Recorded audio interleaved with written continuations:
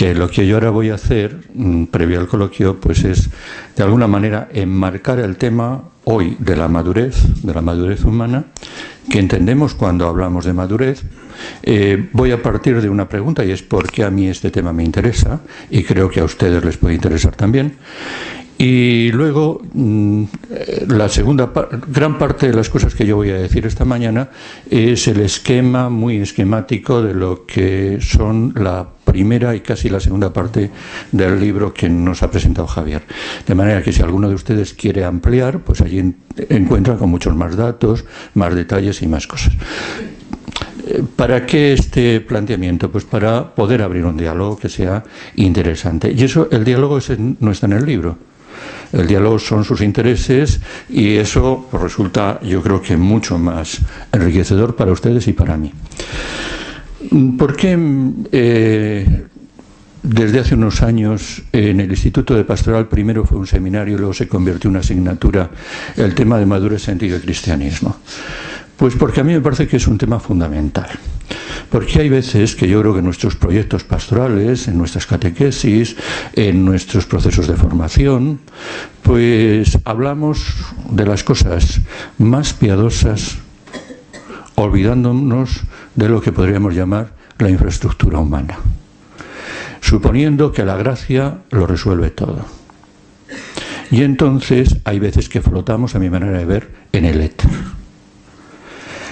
No nos hacemos las preguntas previas, no abordamos los temas centrales, y entonces recuerdo hace unos años que, revisando una programación de educación religiosa infantil de niños de 4 o 5 años de la Conferencia Episcopal, pues tenía un apartado dedicado a la base psicológica de los niños de 4 o 5 años para el inicio de la fe. ¿Cuál era la base psicológica? La Santísima Trinidad, Padre, Hijo y Espíritu Santo. Les aseguro que no exagero en absoluto. Y entonces yo me preguntaba, con esta base antropológica, ¿a dónde vamos? Y de ahí la pregunta por ¿qué somos los seres humanos y qué entendemos por madurez? Yo soy, entre otras cosas, soy psicólogo, y también me encontré con que cuando me puse a plantear el tema de la madurez, pues en el ámbito de la psicología uno no encuentra demasiadas cosas sobre madurez con un poco de solidez. Si ustedes van a cualquier librería, entran en el ámbito de psicología, pues normalmente está dividida en dos mitades. Una parte que es lo que se llama la psicología de consumo, donde hay muchos libros de autorrealización, pero con poca solidez teórica. Y cuando uno se va a las partes más de tipo académico, los manuales que se utilizan en las facultades de psicología y tal, encuentra uno manuales sobre personalidad o sobre patología, pero pocas cosas sobre madurez, crecimiento personal, etcétera, etcétera. Y eso fue lo que me fue empujando a abordar este tema y a investigar sobre él y a recogerlo. Empiezo, y ya les digo, voy a ser muy esquemático, pero incluso en esta parte expositiva, si ven que soy muy esquemático en alguna cosa, me paran y me dicen, ¿puedes desarrollar esto un poquito más? Y yo lo desarrollo con mucho gusto. Hay una concepción clásica de la cual todavía nosotros participamos consciente o inconscientemente de la vida humana, que divide la vida humana en 3 momentos. Si ustedes recuerdan, en la cultura clásica, cuando Edipo se encuentra con la Esfinge y le pone aquel enigma donde le pregunta ¿cuál es el animal que empieza andando a 4 patas, continúa a 2 y termina a 3? Y Edipo responde, el ser humano. La concepción clásica de la vida del hombre está dividida en 3 grandes etapas: infancia, edad adulta y senectud. Y eso llevó a que, como imagen de la vida humana, se tomaran los frutos de los árboles. Y los frutos de los árboles pasan desde la fecundación, que es el proceso de maduración, a la maduración y al empochecimiento. y termina el fruto cayendo en tierra. Esta concepción supone un proceso de crecimiento, una fase de meseta y una fase de decrepitud. Infancia, edad adulta y ancianidad. Así concebida, la madurez es la etapa central del ser humano. Se identifica madurez con etapa adulta. Dentro de un momento voy a decir que esto hoy no es sostenible y no es correcto. Pero desde este punto es desde el que partimos. De manera que se da, por supuesto, muchas veces, y yo creo que este es uno de nuestros males de la Iglesia, el dar por supuesto que tanto en la vida personal, en la vida humana, como en la vida espiritual, todo se cura con el tiempo. Nosotros nos encontramos con algunas madres que dicen, cuando están con los chavales adolescentes, bueno, ya se le pasará el pavo. Lo que piensan es que simplemente porque vayan pasando las horas, los chicos van a ser maduros. Nosotros nos planteamos, bueno, en este momento hay mucha indiferencia en nuestros jóvenes, pero luego ya la vida les hará haciendo caer en la cuenta de la cantidad de problemas que tiene la vida y ya volverán a recurrir a Dios. El tiempo todo lo cura. Yo creo que esto es bastante insostenible, pero esta primera concepción sigue pesando, consciente o inconsciente, entre nosotros. La identificación entre edad adulta y madurez. Basta con que seamos un poquito autocríticos para descubrir que tenemos a nuestro alrededor, probablemente yo mismo, muchas personas adultas que tenemos bastantes agujeros negros en nuestro proceso de maduración. Y eso nos lleva a una primera concepción, que es preguntarnos, ¿y entonces madurez qué es? ¿Qué entendemos por madurez? ¿Cuáles son esos agujeros negros? ¿Cómo los detecto? ¿Cómo los valoro? ¿Cómo los evalúo para poder ponerle remedio? Eso que gran parte de la psicología académica importante, pero sobre todo de consumo, se ha venido a llamar autorrealización.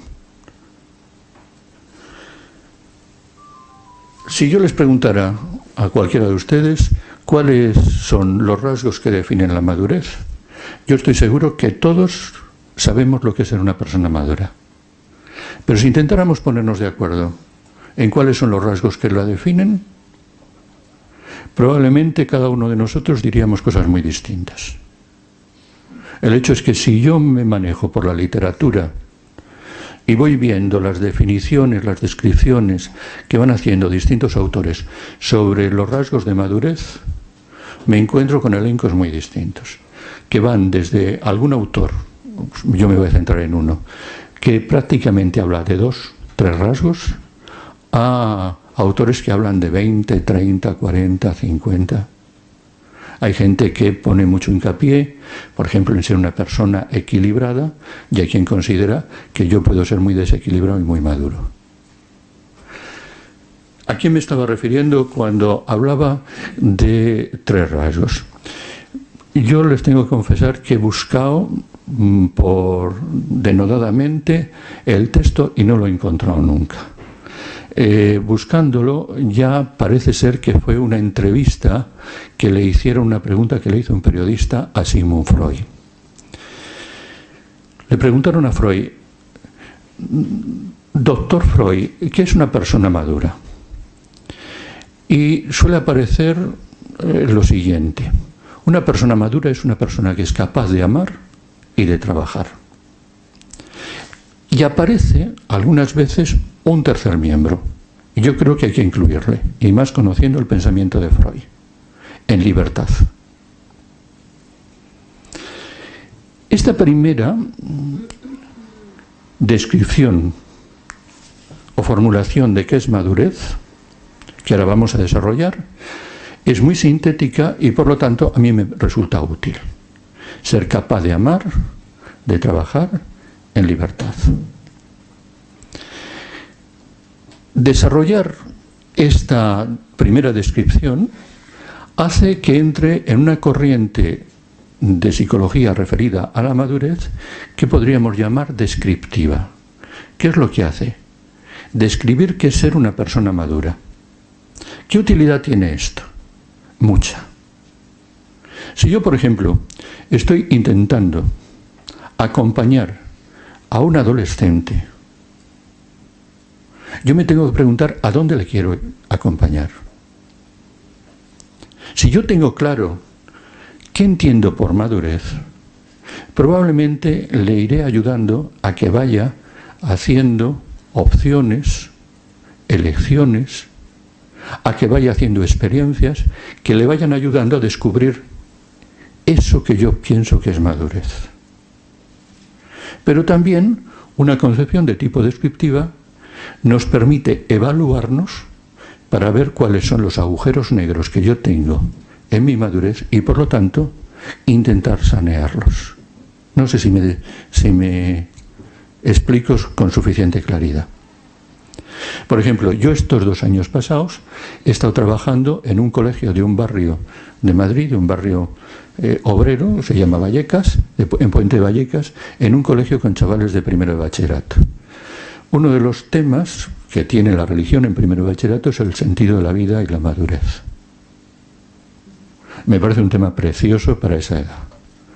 Cuando yo me he puesto a trabajar con ellos me decían: «Jo, Antonio, esto no es religión. Esto es más filosofía, esto es más psicología». Y yo les decía: ¿cómo que esto no es religión? ¿Es que religión no es ser hombres de bien? ¿Es que religión no es hacernos las preguntas? Yo tengo una concepción de lo que es ser persona.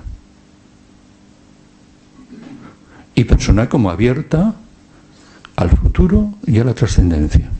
Y eso es lo que me permite acompañar a los chavales de mi colegio para que lleguen a ser lo que yo considero que es ser una persona realizada, plena, adulta, madura. Tener una descripción de esto es útil para todas nuestras tareas pastorales. Vayamos por partes. ¿Por qué me parece que esta descripción en triple dimensión es útil? Porque, primero, me hace caer en la cuenta de que los seres humanos no somos unidimensionales. Hay veces que a uno le da la sensación, y por ejemplo cuando pensamos en un colegio, cuando pensamos en algunos proyectos educativos de algunos padres, que lo que quieren es un cabezón con un apéndice pequeñito que moleste lo menos posible, sobre todo de cintura para abajo. Me he explicado bien, ¿verdad? Alguno, un poco en plan de broma, decía que cuando hacemos un sujeto así, todo lleno de conocimientos y de habilidades para tener un buen puesto de trabajo, el peligro que tenemos es que, como se nos engorde mucho la cabeza, el día que nos desequilibramos nos quedamos como los tentempiés, con la cabeza para abajo y pataleando para arriba. Y el hecho es que muchas veces nosotros tenemos que ver cómo acompañamos personas que están como los tentempiés, con la cabeza para abajo y pataleando sin saber ni por dónde se andan. Si yo miro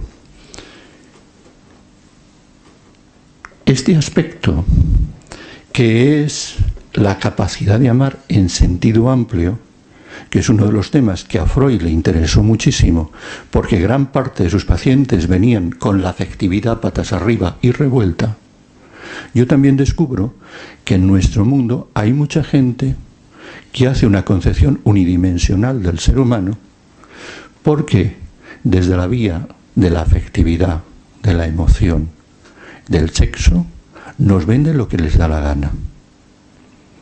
Y no hago más que apelar a una cosa con la que yo he trabajado con mis alumnos en el colegio, que es pedirles que cojan anuncios de televisión sobre qué es lo que nos hace felices, y gran parte se centra en el ámbito de eso que podríamos llamar lo afectivo, lo emocional. Y por eso me parece que es muy importante incluir el aspecto de la libertad. La libertad no entendida como las libertades civiles también. No esto entendida como la independencia y la autonomía también. Sino sobre todo algo que a Freud le interesó mucho, y por eso yo creo que la frase de Freud se completa con lo de la libertad interior. La que nos permite ser dueños y señores de nuestra vida. Bien, vayamos un momento muy rápidamente por cada una de esas tres áreas. Los seres humanos somos seres cognitivos. Necesitamos darnos razones de quiénes somos. Necesitamos analizar de dónde venimos. Necesitamos saber a dónde vamos. Necesitamos tener criterios, motivaciones. Y en gran parte esto donde se realiza es en la vida cotidiana, en la vida fáctica, en el hacer. Ser capaz de trabajar. Cuando la crisis primera que yo recuerdo, la crisis económica aquella del petróleo, cuando empezó a quedarse mucha gente en nuestros barrios en paro, sobre todo cuando los hombres se encontraron sin tener nada que hacer, las mujeres tenían que seguir yendo a la plaza, haciendo la comida, pero los hombres se encontraron solos, sin tener nada que hacer. Empezó a dispararse el alcoholismo, empezó a dispararse el juego en nuestras tabernas, empezó a dispararse las depresiones masculinas. ¿Para qué sirvo yo si no? Las horas se hacen eternas. No en vano, uno de los grandes medios terapéuticos que tenemos, de todo tipo, es el trabajo. ¿Por qué el trabajo es tan importante? Primero porque me permite sentirme útil, llenar el tiempo. Segundo, porque me permite ser autónomo. Independizarme de las generaciones anteriores, me hace adulto. Uno de los problemas que tenemos es que cada vez nuestros muchachos, con estos salarios de penuria que tenemos, pues se nos convierten en eternos adolescentes que no son capaces de independizarse de sus padres. No porque sean malos, sino porque la sociedad les condiciona. Tener un trabajo digno que me permite sentirme útil, que me permite sentirme miembro de la sociedad, que me permite hacer lo que me gusta y realizarme como persona, que me permite ser autónomo de la generación anterior y sobre todo que me permite proyectarme. Es uno de los indicadores de madurez. Eso de que me permite proyectarme, no tengo una forma mejor de explicárselo que con una imagen preciosa que le he oído a Saramago, el autor portugués de literatura. Cuenta Saramago que su abuelo era un campesino del Alentejo, portugués del sur de... Eso se lo he oído un par de veces. Esto del sur de Portugal, analfabeto, que no había salido nunca de su pueblo. Que cuando él era niño, puede que es que me traiga muchos recuerdos míos personales, cuando él era niño con sus padres iba a visitar a sus abuelos al pueblo y pasaba allí el verano. Cuando a su abuelo le diagnosticaron un cáncer, entonces hubo que ir a que le vieran a Lisboa. Mientras que la abuela y la hija hacían la maleta, el abuelo salió al huerto que había detrás de la casa y abrazándose a cada uno de los árboles, llorando, se fue despidiendo de ellos. Y a cada uno de ellos les iba contando: ¿te acuerdas el año de la helada, cuando perdiste todo el fruto y yo te tuve que cavar y te tuve que estercolar? ¿Te acuerdas el año que yo te planté? Y es que nosotros no solo hacemos, sino nos proyectamos en lo que hacemos. Por eso es tan terrible abandonar nuestras casas cuando somos ancianos, porque nuestra casa está llena de los recuerdos de toda nuestra vida, de todo lo que hemos vivido, de todo lo que hemos hecho, de todo lo que somos. Hacer, trabajar, es ser. Y si ustedes trabajan, por ejemplo, en algún proyecto de tipo social, con gente desarraigada, los sin techo, sabrán lo difícil que es que recuperen desde los primeros hábitos. Y uno de los procesos terapéuticos es recuperar los primeros hábitos, desde la higiene en adelante. Un signo de destrucción de nuestra madurez, de nuestra personalidad, es el no ser capaces de hacer. ¿Qué les voy a contar a ustedes del amar? Pero, ¿qué es amar? Aquí un discípulo de Freud, de segunda, tercera generación, Erich Fromm, tiene un librito precioso que se llama El arte de amar. Es una delicia de libro al que yo les recomiendo que vuelvan ustedes a él. Erich Fromm dice, y de ahí el libro del arte de amar, que esto de amar es un arte, para los cuales unos estamos mejor dotados y otros estamos peor dotados. Es como el oído. Hay gente muy sencilla que está perfectamente dotada para el amor. Y hay gente llena de ideas en la cabeza, que en el fondo se llena de ideas la cabeza para camuflar las dificultades que tiene en las relaciones interpersonales. Pero diciendo esto, Fromm dice, también como todo arte, hay técnicas. Y cuando Miguel Ángel pintó la Capilla Sixtina, aparte de que era un genio, se sirvió de todas las técnicas previas para poder desarrollar aquella gran obra de arte. Si nosotros, hasta el peor dotado en las relaciones humanas, hasta el que viene con más heridas, hace un proceso de aprender las técnicas de mejorar esto que se llama amar, seguro que su vida es mucho más plena, más realizada, más feliz y más pacífica. No sé si me explico lo que quiero decirles.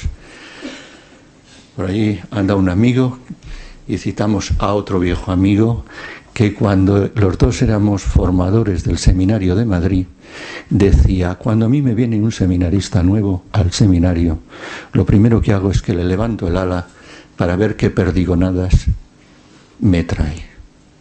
Y el proceso de acompañamiento es ir quitando una por una, con la máxima delicadeza, las perdigonadas que cada uno de nosotros llevamos debajo del ala. Estas son las técnicas, estoy siendo muy esquemático porque nos queda mucho material por delante, estas son las técnicas que me permiten crecer en el amor. Cuanto más transparente sea en la capacidad de amarme a mí mismo, cuanto más transparente y profundo sea en las relaciones con los otros, cuanto menos confunda los sentimientos, cuanto sea más capaz de decirme lo que me pasa, cuando no reduzca todo simplemente a sexualidad. ¿Por qué decimos amor cuando queremos decir sexo? Era el título de una película. Mejor andaremos. Necesitamos un crecer en la vida afectiva que nos permita enfrentar las dificultades de la vida con paz interior, con sanas relaciones, con buenos amigos, y que nos permita poder educar a nuevas generaciones en el amor y no en la disciplina. No sé si me he explicado, estoy siendo muy esquemático, pero para que vean ustedes que el ser humano es un ser no unidimensional, sino pluridimensional.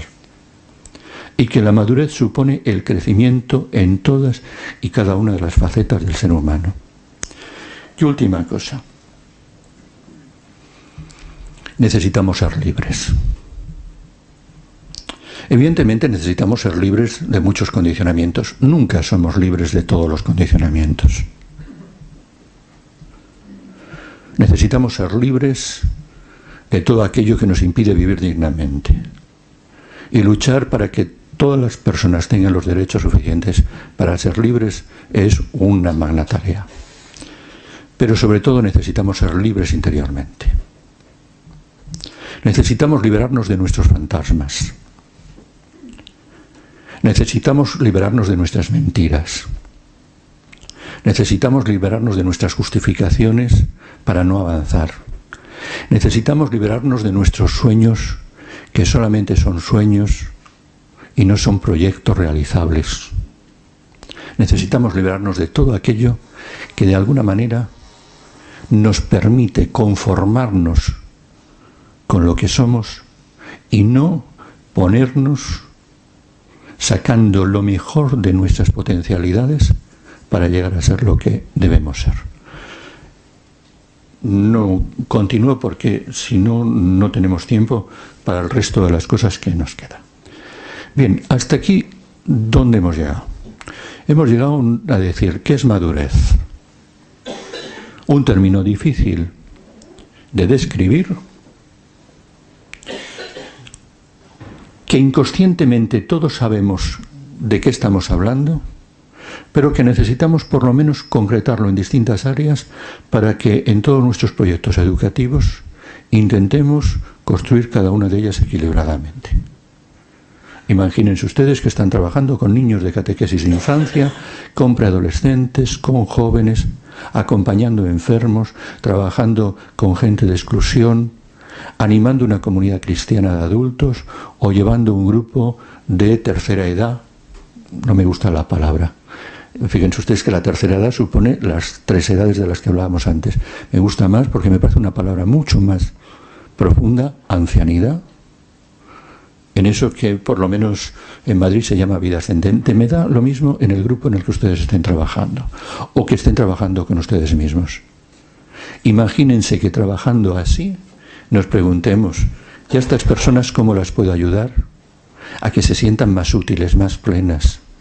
¿Cómo puedo ayudar a que estas personas se sientan más queridas, sean capaces de amar? Establezcamos relaciones de fraternidad entre nosotros. Y todo el mundo se sienta dueño de su propia vida, de su propia historia, absolutamente libres. Y verán que gran parte del mensaje de Jesús de Nazaret, como mañana veremos, tiene mucho que ver con esto de lo que estamos hablando. Pero dicho esto, yo no participo de una concepción de que la madurez es una cosa que se alcanza en una etapa de la vida y se deteriora en otra etapa de la vida. Yo me encuentro con muchas personas que están en lo que se llamaría la ancianidad y que para mí es una delicia sentarme con ellos porque son maestros de sabiduría, son maestros de madurez, porque la experiencia de la vida les ha hecho irse cribando mucho y entonces llegar a una plenitud que yo me gustaría algún día llegar. Eso es lo que le lleva a algunos autores a preguntarse si la madurez no es un objetivo que hay que alcanzar, sino una tarea que tenemos que ir realizando constantemente a lo largo de toda la vida. De manera que yo puedo encontrarme ya con niños que en el jardín de infancia son muy maduros, con bebés que acaban de nacer, del cual el médico que les ha ayudado a venir a este mundo y se ha llegado muy maduro este niño, o con niños muy maduros, o con adultos muy maduros que necesitan ser acompañados especialmente. Si ustedes, mi familia es del mundo de la sanidad, igual digo una barbaridad, si alguno de ustedes es del mundo de la sanidad. Si ustedes tienen a un niño recién nacido, una de las primeras pruebas que le van a hacer es hacerle cosquillas en la planta del pie para ver cómo están los reflejos podales. Eso es lo que permite ver cómo está destructurado el sistema nervioso, si este niño ha llegado con una madurez biológica suficiente o tenemos que hacer estimulación precoz para estimular todo el sistema nervioso? Esta imagen es la que nos podríamos preguntar. En este momento de la vida, si yo me hiciera cosquillas en la planta del pie, no en la planta del pie físico, sino en la planta del pie personal, ¿cómo están mis reflejos? ¿Cómo está mi madurez? ¿Cuáles son los retos que tengo por delante? ¿Cómo tengo que afrontarlo? Los autores, y en concreto el gran autor en este tema, no el único, se llama Erikson, que plantea que la madurez es un proceso, va a hacer una nueva definición de madurez y va a introducir un elemento muy importante, muy interesante. Va a considerar que ¿qué es ser una persona madura? Responder adecuadamente según la edad que tengo y por lo tanto las expectativas que en mi mundo hay para la gente de esa edad. Comprenderán que a un niño de 4 años no le voy a pedir, no tengo la expectativa de que sea capaz de llevar una familia. Cuando yo me encuentro con una niña de 8 años en un país devastado por la guerra que tiene que cuidar de su hermanito de 3 y hacer de madre, yo me sorprendo porque esta niña está asumiendo tareas que no son propias de su edad. Le estoy pidiendo lo que todavía no debería alcanzar. Pero yo sí a este niño tengo que pedirle que sea capaz de jugar con otros niños, que sea capaz de... ¿Qué es ser maduro? Responder adecuadamente a lo que según mi edad, en el contexto social que vivo, se considera que es una persona plena. A un padre de familia se le pedirá que sea capaz, a un padre o una madre de familia, que sea capaz de establecer sanas relaciones con los adultos, especialmente relaciones íntimas con su pareja, que tenga criterios para educar a sus hijos, que sea capaz de mantener la familia, etcétera, etcétera, etcétera. Todos sabemos lo que en cada momento de la vida se nos pide. De manera que la vida se nos va convirtiendo en esta concepción de madurez más evolutiva como un camino en el que tenemos que ir avanzando y en el que tenemos que ir respondiendo adecuadamente a lo que se nos pide. Y dice este autor Erikson, y este es a mi manera de ver un elemento muy importante, que el camino de la vida no es un camino fácil. Y yo les invito a que cada uno de ustedes se pregunten por el camino de su propia vida y cómo han llegado aquí. Y Erikson considera que todos nosotros pasamos por momentos de desajuste importantes que suponen crisis. Que todos nosotros nos encontramos con problemas que parece que en un determinado momento nos desbordan, con situaciones que se nos van de las manos, que nos generan desajustes, desestabilizaciones, lo que él denomina crisis. Pero para Erikson, una crisis es justo el momento que me está indicando que tengo retos por delante y que tengo que sacar todas mis potencialidades y crecer. La crisis Erikson no la considera una desgracia, sino todo lo contrario, una bendición. Es lo que me permite crecer. Cuando yo, de pronto un día, me encuentro con que mi obispo me ha puesto las manos sobre la cabeza y dejo un espacio cálido como era el de la formación, acompañado por mis formadores de seminario, y me encuentro curita de un barrio de Madrid en plena transición española, o me ahogo o me crezco. Y es el momento de sacar todas las potencialidades. Y bendito fue Dios que no me mantuvo todo el día en los espacios cálidos de las sacristías, sino que me lanzó a la vida y a la calle.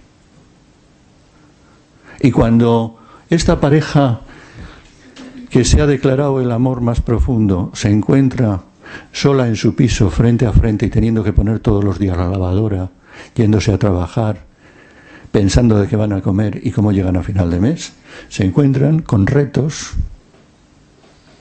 que hace que aquello de contigo pan y cebolla quede muy bonito, pero ahora tengo que dar la talla. No sé si me explica. Para Erickson, la madurez es un camino, un proceso, un camino que es un poquito como la yenca, con avances, retrocesos, falsos caminos que uno tiene que echar marcha atrás, toma de decisiones, equivocaciones, aciertos, y siempre, y sobre todo en algunos momentos especiales, con grandes retos en la vida. Y esos grandes retos son la ocasión para crecer. Erickson señala una cosa que a mí también me parece muy interesante, y es que considera que en el fondo, siempre, en el momento en el que estemos de la vida, estamos ante la misma pregunta, que tiene características distintas, que tiene medios distintos de responderla, pero siempre la misma pregunta, es la que hizo Shakespeare. ¿Ser o no ser? Esa es la cuestión. ¿Ser la mujer que tengo que ser? ¿Ser el hombre que tengo que ser? ¿O conformarme con la medianería? ¿Ser o no ser? Esa es la cuestión. Los problemas son distintos. Los medios son distintos. La experiencia que yo traigo son distintas. Las heridas que yo traigo son distintas y probablemente, según van pasando los años, más profundas. Las cicatrices están. Pero yo siempre me encuentro con el mismo reto. Ser. Ser lo que hoy me toca ser. Ser lo que hoy tengo que ser. Como estamos en un espacio de creyentes, ser lo que Dios sueña que yo sea. Esta es mi tarea. Erickson señala una serie de etapas en la vida, exactamente 7, 8 según sus libros. Si alguno de ustedes quiere leer algo sobre Erickson, yo creo que el librito más sencillo en este momento de esto que estoy comentando es uno publicado por su señora ya cuando Erickson, su señora era su señora y colaboradora, es de Erickson and Erickson. Ya saben que en el mundo anglosajón las mujeres tienen el nombre del esposo, que se llama El ciclo de la vida completado. Y empieza diciendo, lo tienen ustedes publicados en País 2. Dice la señora, lo que mi marido y yo estuvimos investigando es el camino que él ya ha concluido y que yo estoy a punto de concluir. Y ahora les cuento a ustedes lo que hemos andado. Curiosamente, en estos últimos días, las dos últimas novelas que yo he leído, que las dos me las han regalado, son en el fondo la memoria de dos autores que miran hacia atrás, miran al presente y miran al futuro. De uno es un autor que ahora no me acuerdo, es un judío búlgaro, que se llama, lo tendré por ahí, luego lo busco y se lo digo. Y el otro son Las lágrimas de San Lorenzo, donde Llamazares, mirando a su niño y mirando las estrellas fugaces, viendo cada una de las estrellas, va recordando, va soñando, le va contando a su hijo, piensa cómo va a ser su hijo, siempre la trae adelante, siempre la trae en memoria. En la literatura nos encontramos, la buena novela nos encontramos, que son experiencias de hombres y mujeres que se preguntan sobre cómo han ido andando la vida. En el fondo, esto es toda la novela que tenemos, sobre todo la que tiene un carácter más de tipo personal y biográfico. Yo no me voy a detener en las etapas que señala Erickson, me voy a detener en las que hoy se consideran las grandes crisis del ser humano. Las voy a señalar muy esquemáticamente y luego, como tenemos mucho espacio para el diálogo, probablemente aquí habrá muchas preguntas o algunas preguntas sobre el asunto. Hay una primera pregunta, hay una primera crisis importante. Bueno, hay una primera crisis importante que es la del nacimiento. Muy bonita, no me detengo en ella. Pero hay una segunda crisis muy importante que es la de la adolescencia. Antes yo era lo que querían que fuera. Y yo iba seguro, si es que he tenido la suerte, de ir seguro de la mano de los adultos que me han acompañado a lo largo de la vida. Digo, si he tenido la suerte, porque una de las múltiples cosas que yo he tenido que hacer es trabajar con niños en situaciones de exclusión y de riesgo, y una tarea durísima es cuando van siendo adolescentes y van poniendo nombre a todo lo que le ha pasado. Y cuando, por ejemplo, un chaval tiene que decir, mi madre me abandonó. Y es una situación terrible. Pero en cualquier caso, cuando se llega a la adolescencia, empezamos a decirnos quién quiero ser. Hay algún autor, y a mí me parece que es muy bonito, esto que voy a decir, que dice que primero nos soñamos, luego nos proyectamos y luego nos realizamos. El adolescente empieza a evadirse y empieza a soñar a partir de toda la información que recibe.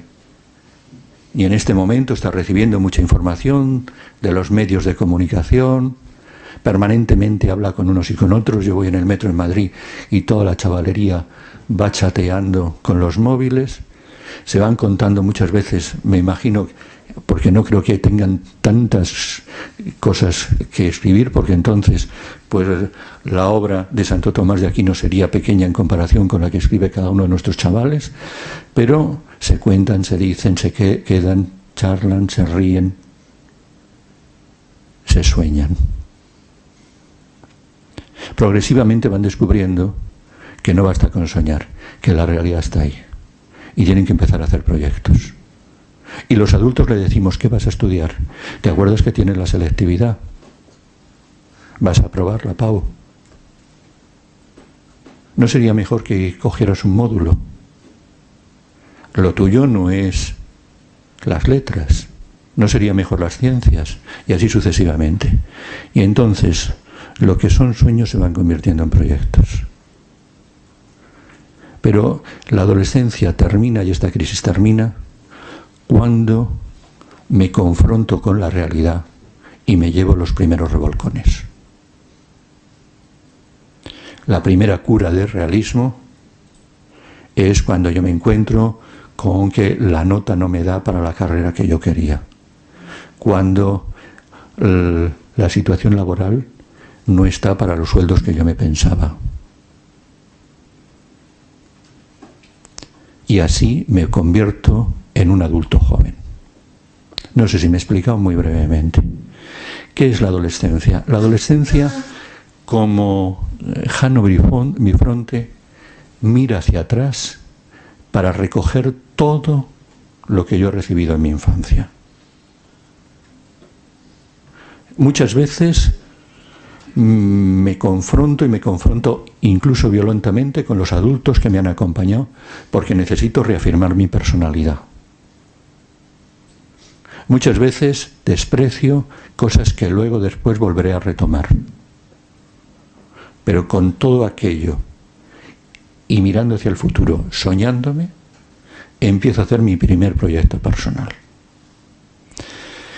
Dicen los teóricos que con este proyecto personal avanzamos la primera etapa de la vida adulta, que viene a durar aproximadamente hasta los 40. Seguro que ustedes han oído hablar bastante de la crisis de los 40. Hay algunos autores que consideran que la adolescencia se marca muy bien biológicamente. Es el tiempo del crecimiento, del estirón, es el tiempo de la maduración sexual, es el tiempo de la plenitud física, es el tiempo de la aparición de los caracteres secundarios, del cambio de la voz, de la barba y tantas cosas. Estos que dicen que todos esos factores, más otros muchos de tipo social, son los que hacen que se dé la crisis de la adolescencia, que permanentemente hace que te digan, ya no soy un niño, o que tú le digas, ya no eres un crío. Cuando llega la crisis de los 40, también se empieza a dar. ¿Por qué? Vamos primero a los caracteres de tipo físico. Empiezan a aparecer los primeros signos de envejecimiento. las primeras arrugas, los primeros signos de calvicie, algunas veces las primeras canas. Empiezan a aparecer algunos síntomas. Yo antes comía piedras. Yo antes dormía como. A mí antes no me pasaba. Y ahora me pasa. Que ahora esta digestión me está costando más de lo debido. ¿Ah? Empieza a aparecer también algunos signos en el contexto que me hacen empezar a... Han aparecido, por ejemplo, alguna enfermedad importante en algunas de las personas amigas de mi edad. Empieza a aparecer el deterioro en los mayores y empiezo a preocuparme de los que hasta ahora se preocupaban de mí. Y entonces empiezo a sentir como que estoy llegando a un momento de la vida en la que tengo responsabilidades y miro hacia abajo, tengo responsabilidades y vivo hacia arriba, y como que me encontrara ahí como en un bocadillo un poco apretado y encorsetado. Y para terminar de plantear el problema, o soy tonto, o tengo mucho éxito, o si no ya sé lo que mi vida da de sí, por ejemplo, en lo profesional, en lo afectivo, en tantas cosas. Y entonces empiezan a aparecer algunos fenómenos que indican que hay desajustes. La película de García, Asignatura pendiente. Empiezo a añorar los amigos del colegio a los que abandoné. Ya aparece Facebook para buscar los amigos de la infancia. Y algunas cenas de colegios donde nos dedicamos a recordar lo felices que entonces fuimos. Empiezan a aparecer algunas búsquedas de volver a empezar. Roturas matrimoniales, nuevas parejas. Es una época de muchas crisis en ese sentido. Empiezan a aparecer insatisfacciones e incomodidades en el trabajo y búsqueda de sitios donde pueda promocionarme más. Sobre todo si estamos en momentos de mejoría económica y bonanza económica. Esta descripción de la crisis, un autor que a mí me gusta, Carl Gustav Jung, dice que no es más que la espuma de lo que pasa por debajo. Que la crisis es mucho más profunda y mucho más interesante y más bonita. Lo resumo mucho lo que él dice.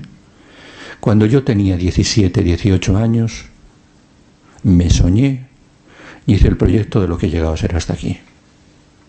Pero entonces no tenía la hondura personal que puedo tener a los 40.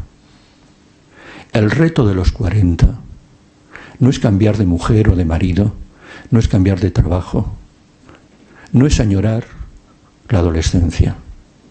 Es un proceso de introspección a nuestros mismos fundamentos, a lo más íntimo de nosotros mismos, para preguntarnos en serio quién soy, para preguntarme en serio qué quiero ser, cómo quiero ser, para que mi vida no sea inútil. Ya me están indicando los primeros indicadores de que no soy eterno. Yo me subo al tren de la madurez, de la humanidad en sentido pleno, o si no, me tengo que conformar simplemente con ser uno del montón. Y dice este autor que es el tiempo de la interiorización, del encuentro con uno mismo, de bajar hasta las raíces.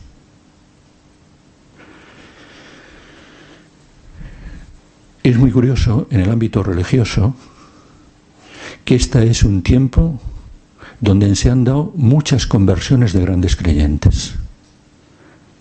De creyentes que eran simplemente creyentes mediocres y de gente que no era creyente y que de pronto se tuvo que preguntar sobre el sentido de la vida a fondo. muchas veces motivado por cosas muy variadas. Piensen, por ejemplo, en un Ignacio de Loyola, cuando viene del sitio de Pamplona. Y a partir de ese momento empieza todo un proceso de búsqueda permanente a partir de su lectura del Evangelio. Es un momento de bajar a las raíces, y también a las raíces espirituales y al encuentro con Dios. Es el momento de la profundidad más absoluta. Son bastantes los que hoy empiezan a decir, y hay incluso un autor que dice que es que esto de las crisis importantes de la vida va de 20 en 20 años. Cuando hablo de la crisis de los 40 no quiero decir que es cuando se cumplen los 40. Y cuando hablo de la crisis de los 60 no quiero decir que es cuando cumplo los 60, sino que en esa década de los 60 empieza a aparecer otra crisis. En este caso, no es lo de que a mí antes no me pasaba, es que ahora todos los días me pasa. Es que ahora todos los días yo tengo que luchar con mi cuerpo y con mi artrosis. Es que yo todos los días me pesan las piernas de mis varices.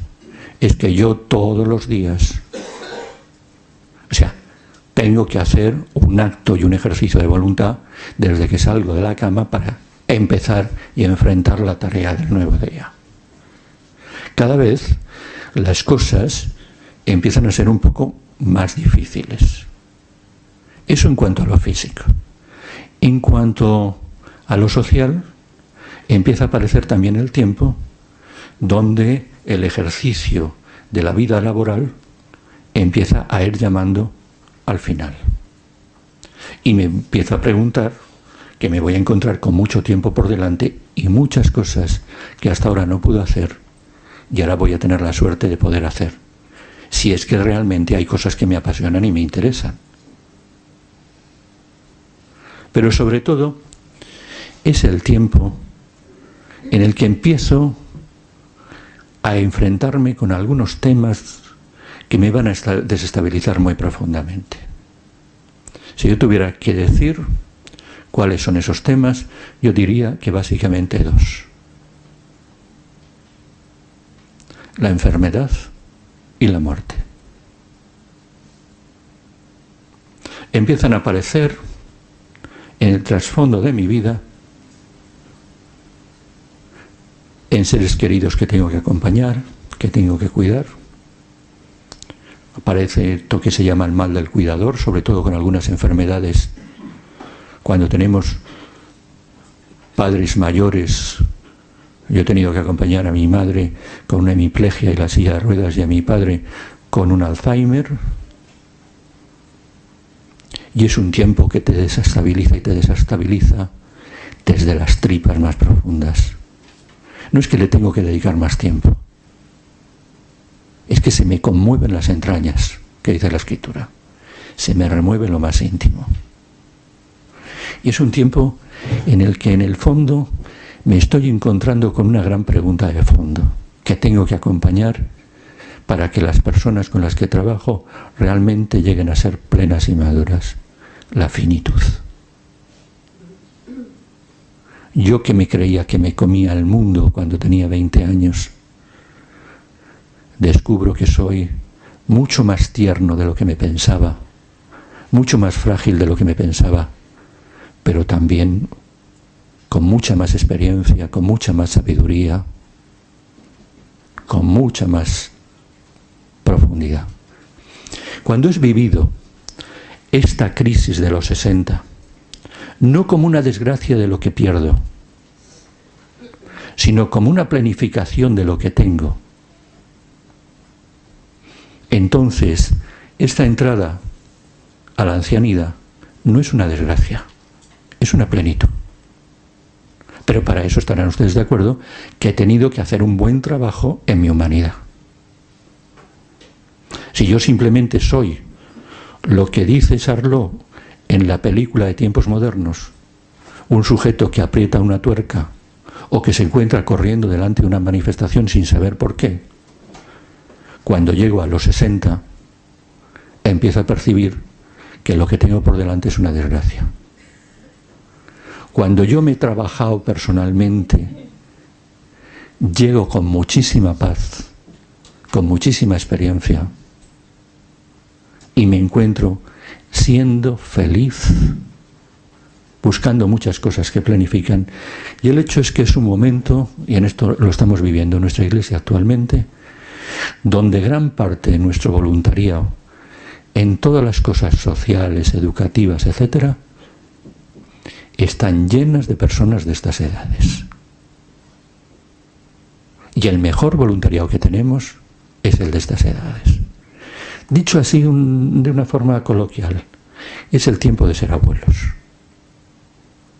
de disfrutar de el ser abuelos. Es bastante frecuente que uno oye en el autobús a personas que van, por ejemplo, llevando a los niños al colegio y dicen: yo ahora tengo la suerte de disfrutar de ser abuelo, porque cuando fui padre no disfruté de mis hijos. Bueno, es el tiempo del disfrute de nuestra propia humanidad. Y ya sé que estoy en la hora, nada más que una cosa. Estos que hablan de que la crisis va de 20 en 20 años, empiezan a plantearse y empiezan a ver los primeros estudios de la crisis de los 80. La crisis de los 80 fundamentalmente es una crisis de mantener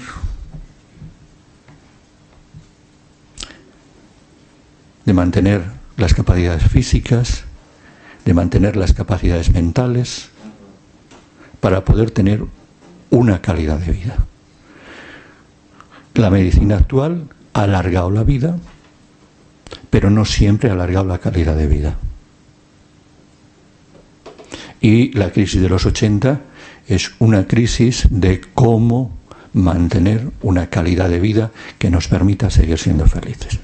Bueno, me perdonan ustedes que me he pasado 4 minutos, pero he intentado ser lo más coloquial y lo más sintético posible en un tema que es amplísimo, pero yo creo que es vital. Porque en el fondo, esto es saber cómo se mueve el universo, es muy importante. La pregunta sobre el origen del universo es muy importante, pero en la que nos va a la vida es cómo estamos viviendo cada uno de nosotros nuestra propia vida. En esta es en la que nos va la vida. Pues si os parece, descansamos y luego abrimos el coloquio, que seguro que es más interesante que mi intervención.